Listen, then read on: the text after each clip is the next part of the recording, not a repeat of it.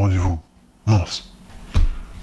Putain, je suis en retard. Allez, avec le grand.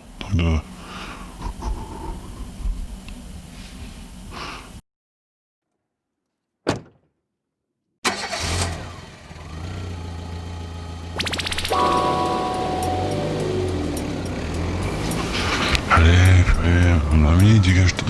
Oh, Marie, oh.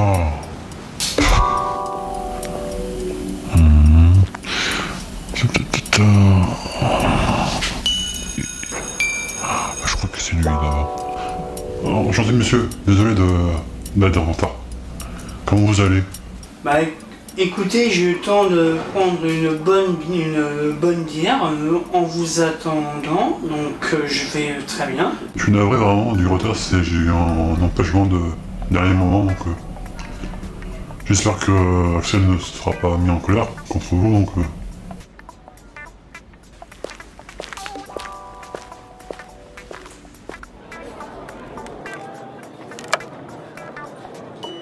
Ah ouais, je suis désolé Axel, mais il y a eu vraiment un empêchement avec Jacqueline. Mais qu'est-ce qu'elle a encore fait, Jacqueline? On va pas parler longtemps parce qu'on est en retard sur l'interview, donc il est arrivé. Donc, est-ce que je le fais entrer? Oui, oui. Qu'il entre.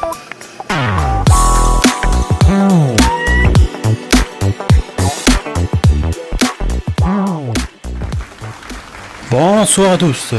Bienvenue dans la première émission d'interview dans le bistrot. Et je suis pas tout seul. Je suis avec... Nicolas. Et c'est parti. Salut Nico, comment tu vas? Salut Axel. Bah écoute, je vais bien, ouais. Ah, j'ai vu que t'as commencé une bière. Eh oui, j'en ai commencé une. Vin de Chine. En attendant Brooke. Il y a les frères qui viennent nous voir pour la commande. Salut les frères, comment vous allez? Ah oui, je va vais bien, très donc, bien, oui. Tu désires quoi à bord, Nicolas? Bah une autre bière.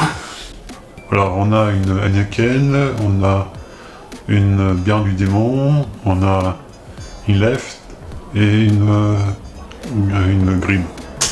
Je vais prendre bière du démon. Ok, une. Roger, une bière du démon. Et toi, Axel? Je suis navré, mais moi je prends pas de bière. J'ai déjà pris une bière tout à l'heure, donc là j'arrête.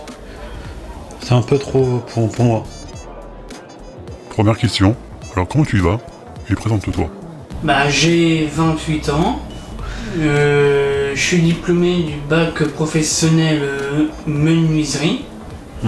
Et oui, et du coup je commence un tout nouveau travail le 2 septembre. Qu'est-ce que c'est? C'est un travail à la mairie de Paris. C'est adjoint technique des installations sportives. Et ce travail consiste à entretenir un stade, gymnase, piscine, nettoyer les locaux. Là, 2 fois plus de nettoyage malheureusement. Avec le Covid, on est obligé de se nettoyer. C'est obligé. Oui. Donc tu auras le masque tout le temps, donc... Le masque tout le temps, les gants, tout le temps. Je me souviens qu'à un moment, t'avais eu... ça fait 4 ans, je crois, que t'as pas trouvé de travail. Ouais. C'était pourquoi? C'était pour être menuisier. Et depuis 4 ans, 4-5 ans, je n'ai rien trouvé dans ma branche. On va se lever, on va aller on va au comptoir. On va juste parler vite fait à Jacqueline. D'accord, et bah allons-y. Salut Jacqueline. Oh salut mon petit chou, choupinou. Oh, ah la vache, oh. Mais c'est ta mère? Eh ouais.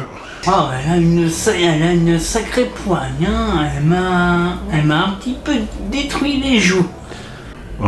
Si tu vois mon père, Papy Brooke, lui c'est 2 fois pire. En fait, faut que je te montre comment il est, Papy Brooke. Je te montre. Ouf, oui, il est très très balèze. Bah il a battu Teddy Riner. Ah oui, en effet, pour qu'il le batte. Eh ouais, nous, dans la famille des Brooke, on est fiers de ça. Il a 5000 ans, il a eu quand il avait 10 000 ans. À son âge. Eh ben, À 10 000 ans, c'est l'âge que j'ai. waouh. Dans l'âge squelette, c'est 2000 ans, c'est pas très vieux. Chou, que t'es mignon. Qu'est-ce que tu fais dans la vie? Ah, écoute, pour l'instant, je suis chômeur. Oh, chou, mon pauvre. Mais le 2 septembre, je vais commencer un tout nouveau travail. Ah bon? T'as trouvé un nouveau travail? Ah, it's beautiful. Elle est toujours comme ça ou... Ouais, c'est la mère de Brooke. Bon, on va enfin arriver à commencer l'interview. Eh ben, j'espère, oui. J'espère que toute la famille n'est pas là, parce que la famille Brooke, ils sont une vingtaine. Ah, d'accord. Ouais, c'est une famille nombreuse. Oui. C'est... Décris-moi comment s'est passé ton concours. Ben écoute, mon concours, c'était divisé en deux étapes. D'abord l'écrit. Si je réussissais l'écrit, j'étais admis aux épreuves pratiques et orales. Et du coup, j'ai réussi mon épreuve écrit. Et après, j'étais en pratique et orale. Et après, j'ai obtenu les deux et du coup, j'ai été accepté. Il y avait quoi comme question dans l'écrit?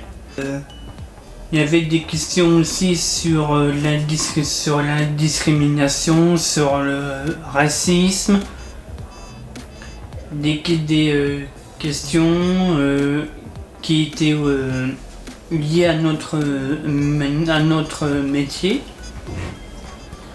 du genre si il arrive un problème dans un vestiaire, qu'est-ce que vous faites? Ou bien si jamais vous voyez une ampoule défectueuse, qu'est-ce que vous faites aussi? Et t'as répondu quoi? J'ai répondu que nous, on ne faisait rien. Nous, tout ce qu'on peut faire, c'est remonter l'information à notre chef. Et après, c'est notre chef qui gère. Claire, tu fous rien. Donc c'était... donc, tu pouvais faire des manipulations, mais c'est pas vraiment obligé. Non, on n'est pas vraiment obligé, quoi.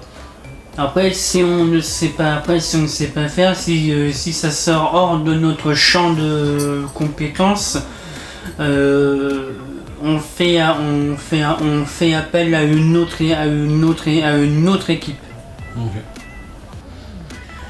Mais bon, grâce à ma mère, elle a pu aussi que j'aille dans des piscines, des stades, gymnases pour que je découvre encore plus ce métier. Donc ta mère, elle est dans ce domaine-là. Ma mère est maître nageur et puis elle connaît plein de monde qui m'ont permis de me familiariser avec l'éventuelle deuxième épreuve. C'était quoi? Alors la deuxième épreuve, c'était la partie pratique et après la partie orale. C'était quoi la différence entre l'oral et la pratique? La pratique, c'était voir comment tu nettoies le vestiaire, comment tu prends les messages téléphoniques, comment tu montes des tatamis sur le sol, comment tu montes des filets de badminton, volley. Vu que je connais bien, il a eu quelques expériences qui étaient un peu dures, comme celle de Disney. Ouais. Tu veux en parler?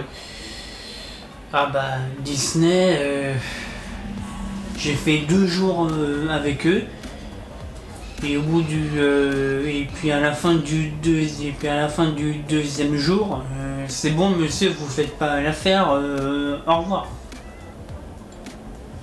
J'ai mal supporté quoi.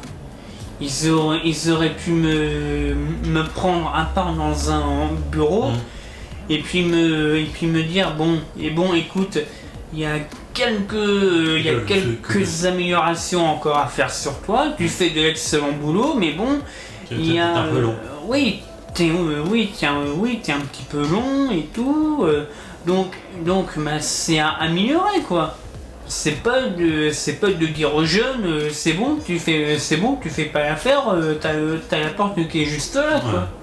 Ah mais tu sens que tu l'as encore j'ai encore en travers de la gorge, rien que de la façon où ils me l'ont dit. J'aime ça quand tu me l'avais dit, j'étais limite en pleurs quoi.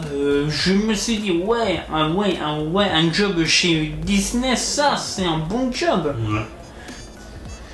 Mais c'est vrai que c'était c'est quand même bizarre que ils t'ont fait ça.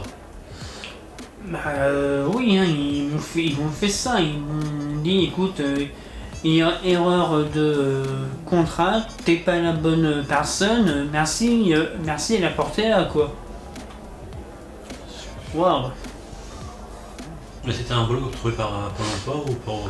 Non, c'était un boulot trouvé par justement quelqu'un qui travaillait à Disney. Et il m'a dit écoute, il y a une boîte d'intérim qui marche avec Disney, contacte là. C'est ce que j'ai fait et puis 2 jours après, au revoir monsieur quoi.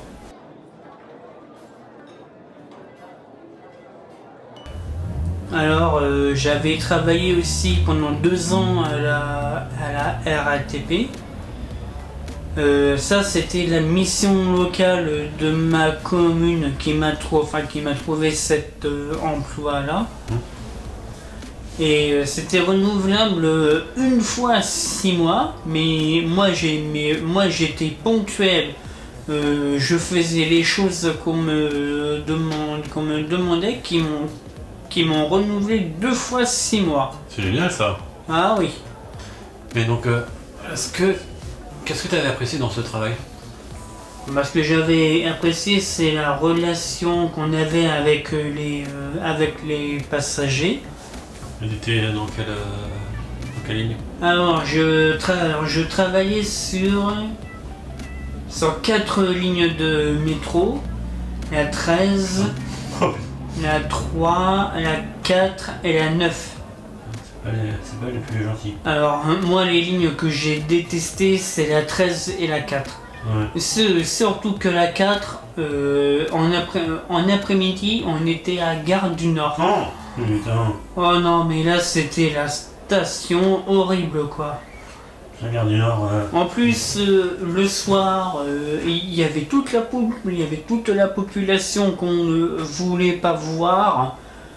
Et puis ils étaient juste à côté de nous, cigarette dans la bouche, la seringue presque enfoncée dans le bras.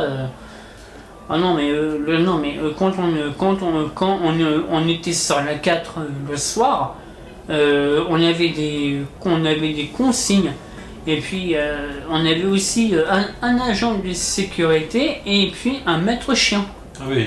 Ah oui, non, mais à ce point-là, c'était horrible cette station. On attendait la prochaine rame et puis on sent une odeur de drogue et tout. On dit bon, alors puis hop, on appelle notre responsable. Elle vient avec d'autres agents. Puis hop, ils le font partir quoi. C'était horrible. Ouais, Et après, une fois que j'étais sur la 13, on était à Gare Saint-Lazare. Matin, après-midi, c'était l'horreur, cette station-là. Le monde, oh là là. On a beau dire aux gens, faites un passage s'il vous plaît, ils ne bougeaient pas. Donc nous, on nous a dit, si vous le dites et puis que personne ne s'écarte, vous laissez et les gens ils se débrouillent. Et puis bon aussi, quand c'était la fermeture des portes, on a eu beau dire de ne plus entrer, et puis ils nous ont poussé le bras pour dire on s'en fout, on entre. Et puis bon, les portes après se refermaient sur les gens. Après, les gens, ils nous disent ah mais pourquoi ils ferment les portes alors que la rame est encore à moitié vide. Je dis écoutez, c'est pas notre faute. Nous, tout ce qu'on peut faire, c'est de remonter l'info. Oui, vous, madame, et monsieur qui est au fond du jardin. J'espère que vous avez apprécié cette émission. Et si c'est le cas, lâchez un petit like, commentez et abonnez-vous. C'était Brooke. Ciao YouTube. À tout, Axel. Les amis, les viewers, je vous dis à bientôt. Ciao.